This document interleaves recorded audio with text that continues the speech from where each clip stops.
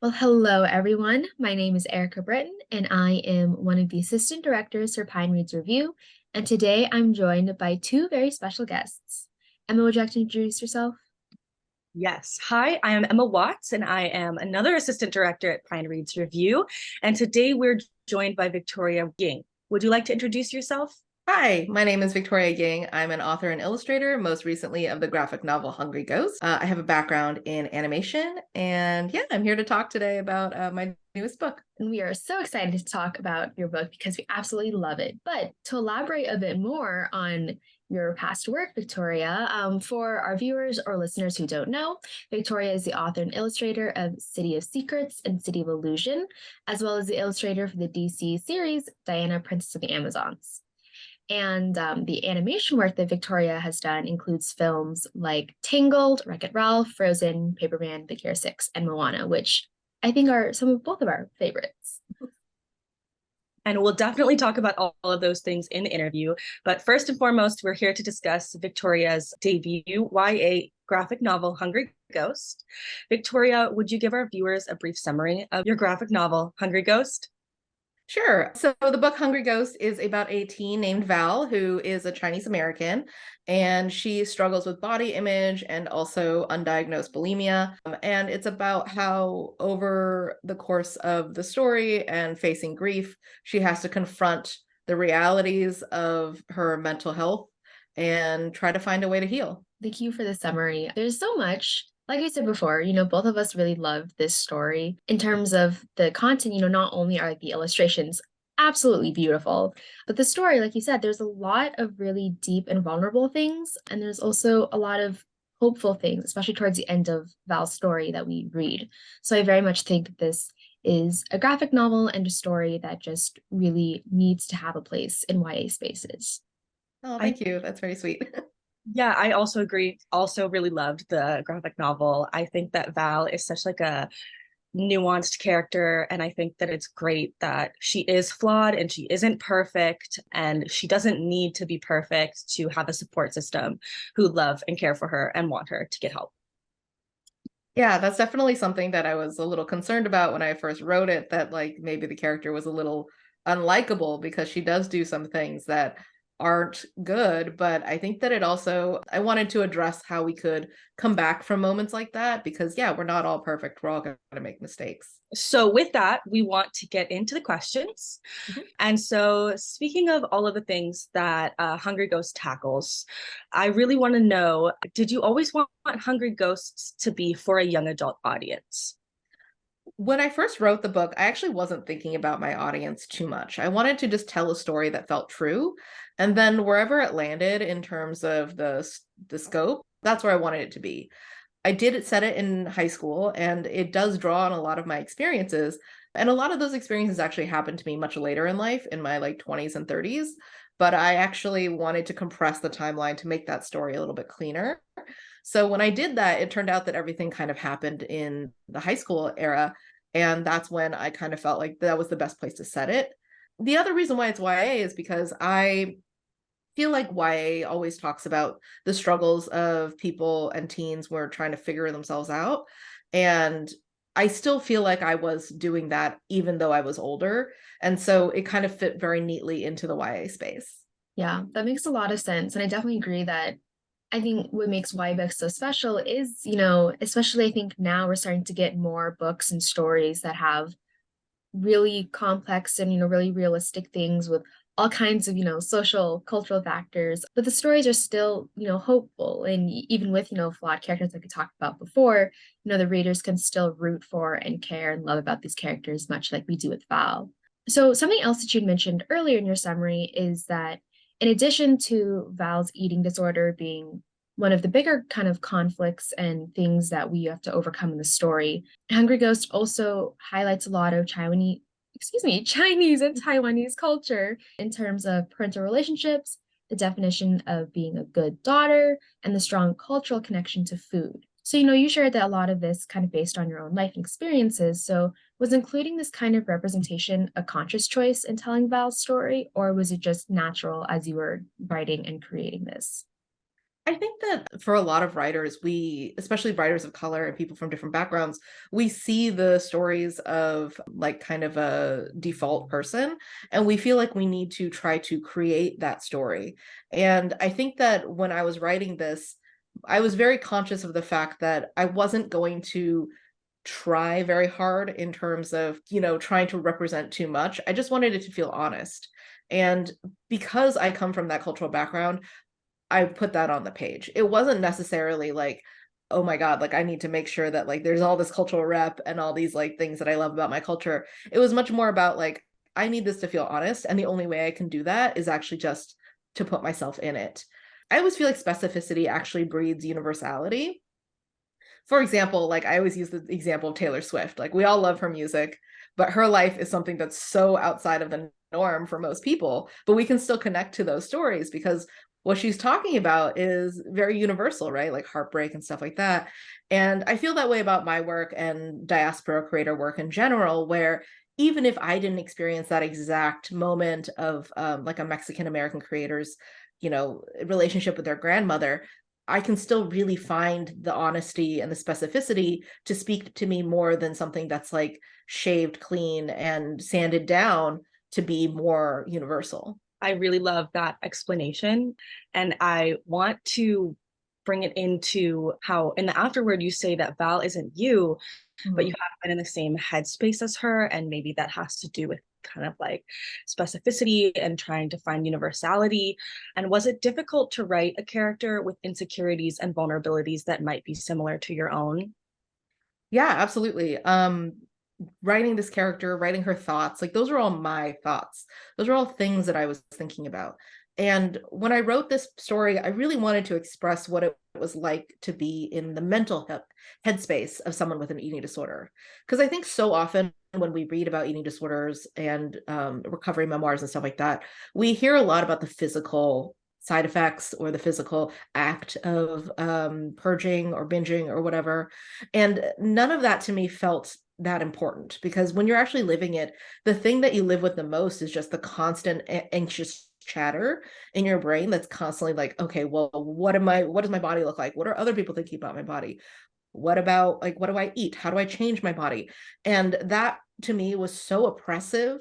And I really wanted to show what that was like to actually live with that voice that's constantly, constantly, constantly talking to you about something that is out of your control and also like doesn't matter that much. So yeah, like I think that for me, revisiting that could have was challenging at times, but also like I knew that voice so well, it was very easy for me to be able to just be like, oh, okay, this is what that voice says to me constantly. So I just wrote it down, and I think that that was the thing that really helped me almost like excise that demon. Not totally, but like I think that there was definitely something about being able to like put into writing and show that character and also show how they healed that actually really helped me on my own path to recovery.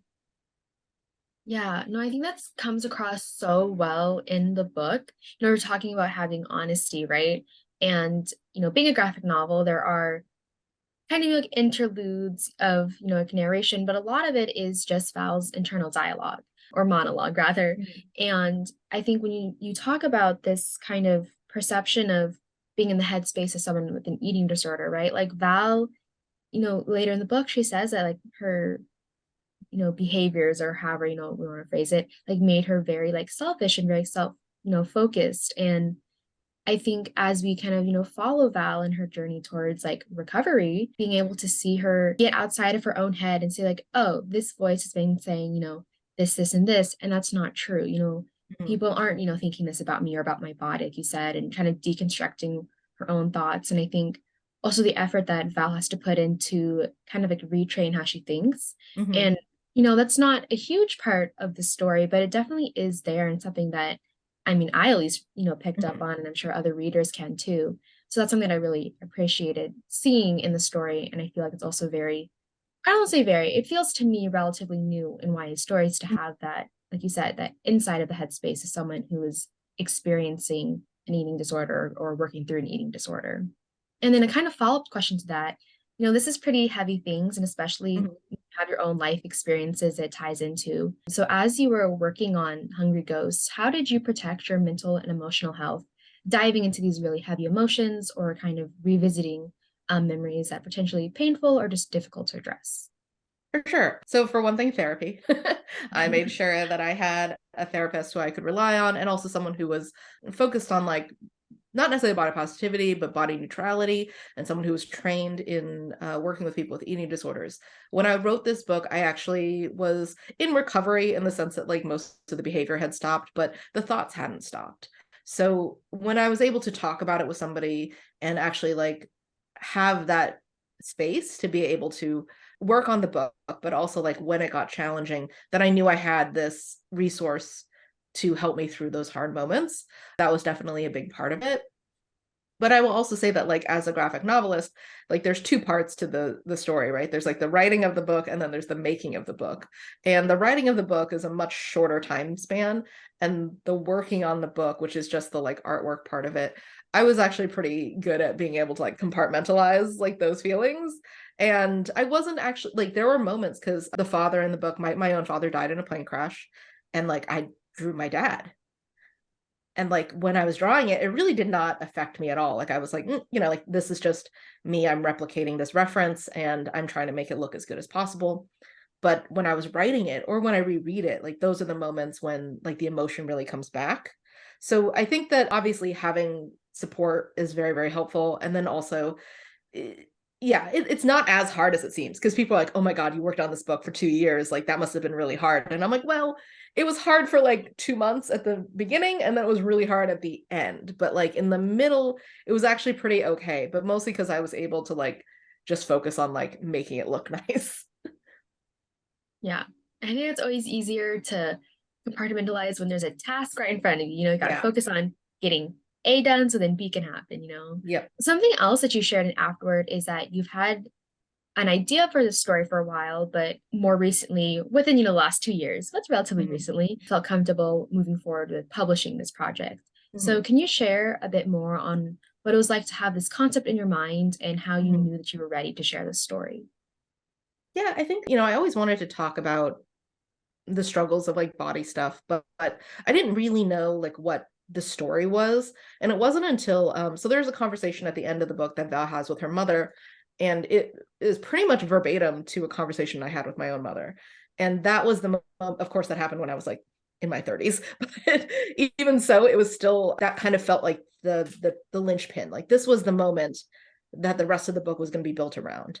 So like once that happened, and even though I was very upset by it, I was able to take that conversation, put it into a fictional scaffolding, and then build the rest of the story around it. And then it all kind of came together. For me, I always tend to think of the climax first. And then from there, I can actually like build out the rest of the story. I really love structure and fiction because I think that there's just like so much there in terms of the tradition of storytelling where you can defy people's expectations, but also like you have something to begin with. Like there is something there. So that's why I always tend to start with a climax and then I kind of work backwards from there. It's really interesting to hear how you crafted this story from like a climax and from Mhm. something within your own life. Mhm. And so that leads perfectly into the next question because we wanted to ask what advice you would give to future authors who also want to write stories about the difficult things they have been through. And maybe it is inspired by something that has Mhm. happened very recently, and that might be a catalyst or a climax for their entire work. Yeah, I think that my biggest advice is to remember those feelings, those emotions, and you're never going to get it 100% right. Like if you're doing memoir, conversations that you're going to be writing are not going to be verbatim to what they were. You didn't have a tape recorder, and human memory is fallible, right? So the thing that you want to focus on is the truth of the emotion that you felt. Whatever that was, even if you think that like, oh, well, someone else remembers it differently, like that's not the what you should focus on is your story and how you want to tell it. And that can be challenging, but at the same time, I think that as long as you're honest about that, then everything else will feel true. I really like that. I also really appreciated the way that you talk about like structure and fiction. And I'm sure that moving from animating other work into creating your own stories and having creative control must feel a lot different, or maybe they're a little bit more similar than we think. So we just want to switch gears and talk about that. We know you worked as an animator, and we want you to tell us a little bit about how you got that career started, and then how you transitioned from animating to writing your own stories, and what similarities and differences might be. Sure. So I knew I wanted to be in comics for a long time. Like since I was in the 8th grade, I knew I was like, I want to do comics. I want to write and draw comics. And I focused really hard on that. And then I went to art school with that goal in mind. But then once I got into art school, I was quickly informed by my other classmates that there's no money in comics.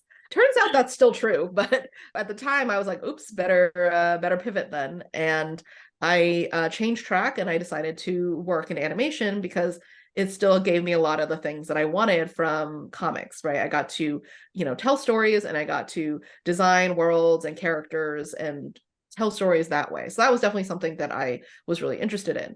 And then from there, I got into the Disney Talent Development Program. Sorry, they changed the name like 3 times, but I think that's what it's called now. It's called the Disney Talent Development Program, and it is for recent graduates. And you spend 6 months with a mentor. And then upon completion, they can choose to keep you as a full-time employee or not. And I was lucky enough that just at that moment, they had started working on Tangled and they like really needed help. And so they actually kept me on, and I was there for 8 years working. I'm not an animator, actually. I am my role at the studio was a visual development artist, which means concept. So that meant that we got the script first, and we would look at it and kind of identify like, here's all the things that need to be in it, right? Like there's like, here's this room, here's this prop, here's this character. Like we would just figure all that stuff out and then pass it on to the next people on the team. So for me, like that training really helped me to think about story in the minutia, like really think about, how does a bedroom tell a character story? What does this mean to the character? Why would they do this? And, what are the little things that I can do to continue to infuse this world and this character with as much story as possible? The reason I left animation is actually because I did not know that there was a role at the studio called story artist. And a story artist is someone who does storyboards. But in feature animation, you actually also kind of writing, like you're kind of doing both things. So I realized I kind of was on the wrong path. I was like, oh, I'm doing like the art, let's make it pretty side. And I wasn't touching any of the story side. And after being in the studio for that long, I realized that I really liked the story stuff. I liked telling stories. But I also realized that like the stories that were being told at the studio were not the ones that I necessarily wanted to write. I had an opportunity to leave, and I did. And I wrote my first story, which was City of Secrets, which is kind of a dark steampunk adventure. And yeah, so that's pretty much how I decided to get into publishing. I had already had an agent when I left Disney because I was doing picture books, but I ended up parting ways with that agent just because like they weren't as interested in the graphic novel stuff, and they weren't necessarily as interested in like the types of stories I wanted to tell. So yeah, I ended up having to like restart my publishing career after I left as well.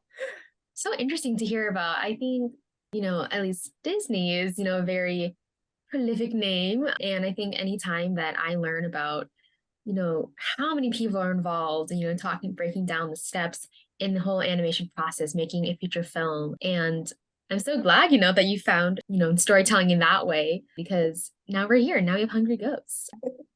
So, kind of with that, we're talking about all of these different roles you play, or that you have had experience in, rather, in animation, and now being an author and an illustrator. So, there's different aspects of each of these kinds of creative roles in storytelling. So, does your approach to your own creative process, being a illustrator versus an author, or change, or has it always kind of been the same, or do you feel like it just depends on the project that you're working on? Oh, it's vastly different in terms of what I used to do versus what I do now. When I was in animation, I was doing a lot of paintings, and I would very rarely draw tight drawings because there wasn't any need to. So I would just go from like a sketch to like a finished painting. But now in comics, like I don't paint at all. I just do line work. So it's been kind of a shift in that sense, because I realized that like you can't fully paint comics. I mean, you can, but like it would take so long. And honestly, I think that painted comics sometimes look really muddy. So I wanted to find a storytelling technique that was clear, and that was the most important part to me. And so I was able to use all of the training that I had from animation and from art school to educate me in this new art field, but I really had to relearn a lot of the processes. And also like finding my own process in terms of like writing and then doing the layouts and then doing the inks. Like that stuff I had to teach myself, and I had to figure that out on my own. But now I have a pretty tight process. The thing that changes the most, interestingly enough, is the stuff I used to do at Disney. So like the concept stage of it. So if you look at my books, Hungry Ghost versus my first series, City of Secrets, they look very different. And that's very intentional. I wanted every book of mine to have an art style that reflected its story. And because like City of Secrets is a very different story from Hungry Ghost, I wanted them to feel like they're very different. Like these are two different projects. They come from the same creator, and there are definitely elements that, you know, obviously like I'm a person, I can't like totally squeeze all that stuff out. But I did want it to feel like a film where the artwork supported the story and was a part of that storytelling too. Yeah, that's really cool. When I was looking at the cover art, right, for like City Secrets to Illusions, like, wow, these are very different, visually from how the art looks in Hungry Ghosts. But I think that's so cool. And it does make so much sense to have the art style reflect the story. And I just want to say props to you for such, versatile art. And both Thank are beautiful. Something else that I was curious about is what the differences are between the editing process of a traditional novel versus a graphic novel. The copy, of the book that Emma and I read was an ARC that was provided by Books Forward. And, as we're going through it, ARCs are not finished copies. And so, we saw some like, small notes about things. And so, like for you, just is there things that you prefer in one or the other? Is it just kind of it is what it is? Or what can you tell us about the differences in the Yeah, editing? for sure. I've never written prose myself, so I actually don't know what their process totally is. But I will say that like my own process, I actually do a fully finished script.